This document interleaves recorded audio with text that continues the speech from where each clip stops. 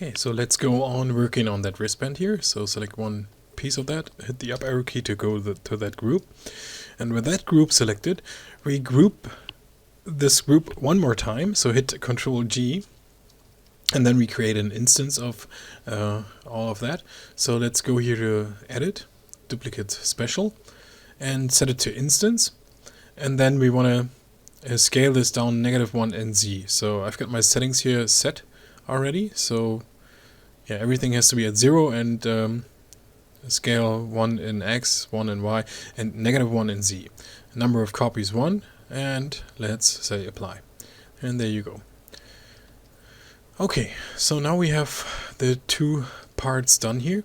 Let's go in and take care about that lock that's down here. And to be honest, I won't model the exact lock that's on that watch or on many watches, because not that I can't do it, but that would be another very time-consuming process here. And yeah, just to save some time, and in the end we won't see that at all, because, or not that much of that, because we are only rendering, or I'm only rendering, yeah, especially this part here, right? Okay, so forgive me for that. Alright, so let's go to the side view here.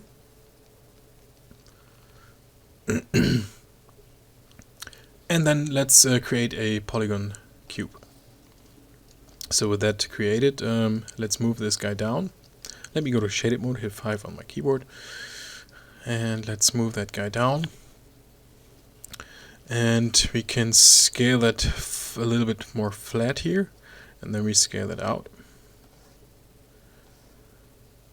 to somewhere about here.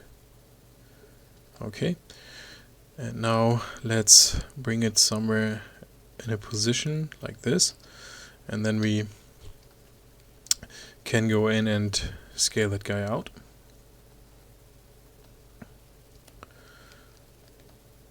And again, this is something that I'm only eyeballing here. Somewhere about there. Okay. And now let's insert some subdivisions here on the width. Let's first do 2 on the width, and then on the depth give it a cool number, like something like 16 should work fine. Or let's bring in even more, 20.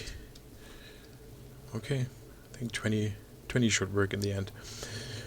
Okay, so now what we can do is let's delete all the faces on that one side here, so we don't need that. We focus on only half of that guy. And then we want to insert an edge loop somewhere about here. And we also, yeah, we can,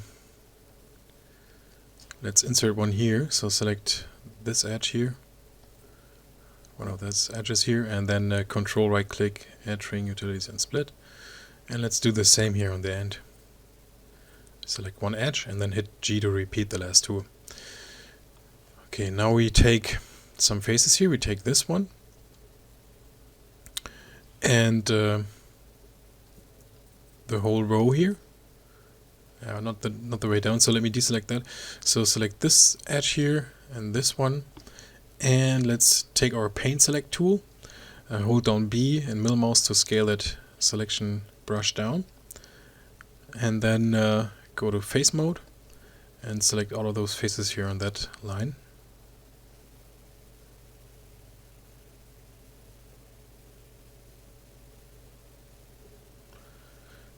Okay.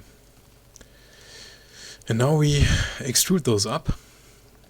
Hit extrude and move that up to somewhere about here. Okay. And now what we do is we are going to bend this guy. Select the object. let's check out here the side first. Let's delete the inside faces here that we don't need, that come from the extrusion. So shift select that, delete those, and now take that and yeah, let's create another bend deformer, so a nonlinear deformer bend, and give it a little bit of curvature. And again, it's bending in the wrong direction, so let's rotate that guy. So let's rotate that in Y 90 degrees, and now let's rotate that. And that's the thing, once you rotated that guy, so this time, as you can see here, I rotated it 90 degrees in Y. So now when I start rotating this in, which would be X, those numbers here change. Sometimes it's confusing. So if you rotate this this way, you obviously have to dial down Y this time to 0. Okay. And let's go to the side view and check that out, how it's bent. So let's dial down the curvature, so click on that under the inputs and then control middle mouse. Let's dial that down a tiny bit. It's not that rounded. Something like that. Doesn't have to be perfect. So select the object and delete the history. And then with that object selected, let's move it somewhere into position. Somewhere about here. And now what we can do is, yeah, we can go in and let's insert another split here. Select this edge and control right click, edge ring utilities and split.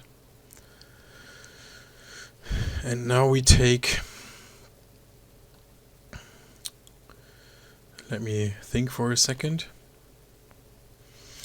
So what I want to do now is I want to insert some holes in that geometry here. Yeah, I mean that's a step that is not very important, but yeah, let's just do it. I mean that's another technique that I think it's worth it to show you that. Let's create a polygon cylinder, and with that created, let's bring that down, that guy. Let me turn on wireframe unshaded, and let's rotate that 90 degrees in Z. And then if you bring that to exactly this center point here, so hit V and middle mouse to bring it here, then we scale that guy down to a point somewhere about here. And now let's dial down the subdivision axis to something like 6. And now let's delete the top and bottom caps of that guy. So select, you can go in and select, just maybe we take that guy out first to see better what's going on. So select all of the faces and then deselect the center faces and then hit delete.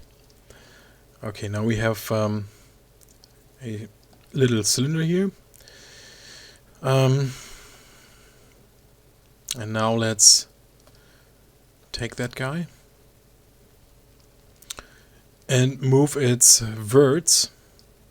So select those vertices here and move those in X, and then middle mouse, V middle mouse over this vertex here, so that it's sitting here right on that face. And we do the same on the other side. Move this and then V middle mouse and snap it to here. Okay, so with that cylinder created,